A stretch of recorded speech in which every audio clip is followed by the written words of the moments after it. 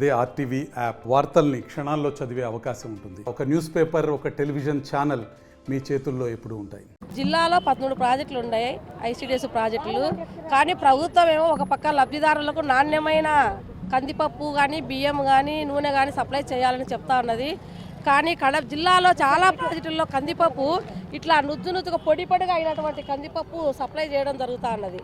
అధికారులకు చెప్తే ఏమో డీలర్లతో మాట్లాడమంటున్నారు. డీలర్లు ఏమంటున్నారు, మాకు సంబంధం లేదు, వాళ్ళు ఇచ్చినటువంటి మేము సప్లై చేస్తున్నాం అన్నటువంటి పరిస్థితి.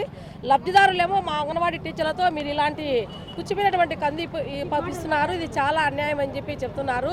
ఇప్పటికైనా అధికారులు స్పందించి అంగన్వాడీ సెంటర్లకు నాణ్యమైన స్టాక్ అందజేయాలని చెప్పి మేము తెలియజేసుకుంటున్నాము. దీనితో పాటు అంగన్వాడీ టీచర్లకు సంక్షేమ పథకాలు అమలు చేయాలని సర్కారు ఇవ్వడం జరిగింది ప్రభుత్వము. కానీ మినీ వర్కర్లకు కానీ హెల్పర్స్కి కానీ పట్టణాల్లో ఉన్నటువంటి అంగన్వాడీ టీచర్లకు కానీ సంక్షేమ పథకాలు అమలు కానటువంటి పరిస్థితి. మేము గౌరవవేతంతో పనిచేస్తున్నాము. చాలామంది ఒంటరి మహిళలు ఉన్నటువంటి పరిస్థితి, తల్లికి వందనం కానీ తర్వాత రేషన్ కార్డులో పేర్లు కానీ ఇతర ఏ సంక్షేమ పథకాలు అమలు కానటువంటి పరిస్థితి. వెంటనే అంగన్వాడీ టీచర్లకు అందరికీ సంక్షేమ పథకాలు అమలు చేయాలని, అలాగే నాణ్యమైనటువంటి సరుకులు సప్లై చేయాలని చెప్పి తెలియజేసుకుంటున్నాను. అంగన్వాడీ యూనియన్ జిల్లా ప్రధాన కార్యదర్శి లక్ష్మీదేవి. మరిన్ని వీడియోస్ కోసం ఛానల్ ని సబ్స్క్రైబ్ చేయండి. లేటెస్ట్ అప్డేట్స్ కోసం వాట్సాప్ ఛానల్ ని ఫాలో చేయండి. అండ్ లింక్ డిస్క్రిప్షన్ లో ఉంది.